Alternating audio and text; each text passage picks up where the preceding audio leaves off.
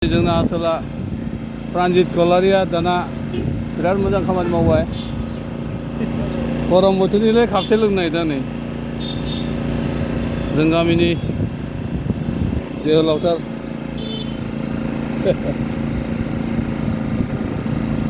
बिराद मोजां माथो ना बे बेसेबां लायो बियो मेसिना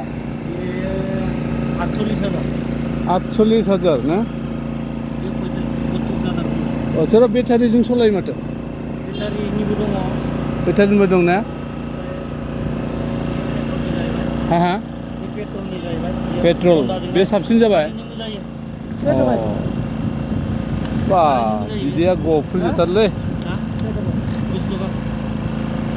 10 थाखा नेमुखौ बेसे मोनसे बारा होब्रा नांगौ आंनावलायलै नेमुआ गरम बोथोर खा सबते 20 टाकायै लय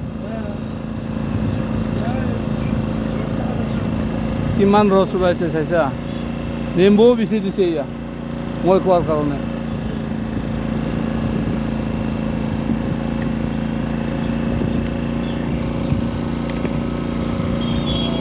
बन्द बा मोजांथारलै नोंना खै लिटार जायो सानसेयाव पेट्रला 1 लिटार थाङो 100 थाखा थांखायो माथो होमबा बा खै हाजारसो फाननो हायोलै हा 2000 एसे दखन ना गैयालै थाइनैसो दङ मा हरलाय दखानाव थाङाबो दखानाव थांदो ना आं थाइबा हरगोन ना दखानाव थांखायो नै फै न मा मावो नोंलाय मा मावो आसुगुरा गोलाव गोलावलै हानानै ला मिथिबाय आरो नुबाथाय होआ आं नोंनो फैसाखौ मिथिबाय मा गामि नोंना मा गामि नोंना मा गामि मा गामि औ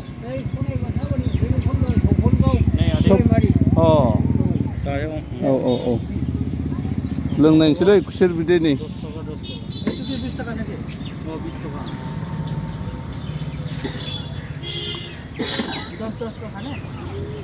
20 का खाओ बहुत अच्छा है हमको 1 गिलास दो और होगा मरम भी देना पड़ेगा थोड़ा ये क्या हाँ उसको देना पड़ेगा 10 रुपये के क्या खाएगा यार कमती है हम 20 रुपया में खा रहा है रुपया नहीं है फिर भी 20 रुपया का खा रहा है ये देखो गर्म दिन है ना जरा चलना पड़ेगा ना अभी हमारा 40 रुपया हो गया 2 गिलास में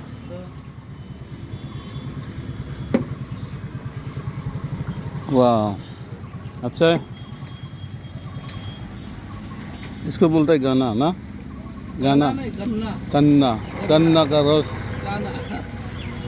गन्ना का रस ये देखो वो भी खाने मिलता है ये इंजेक्शन लगाएगा तो बीमार होगा रे थोड़ा तो ऑफर मिलेगा ना 40 रुपया का खाया 2 गिलास में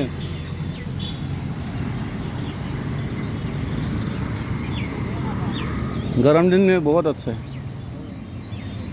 मशीन लेकिन हमको मशीन बहुत अच्छा लगा पसंद आया लड़के होने से तो शादी करना था बहुत अच्छा लगा जो कुछ भी हो रहा है के तो देता है वही है हाँ इनकम तो करके देता है ना इसीलिए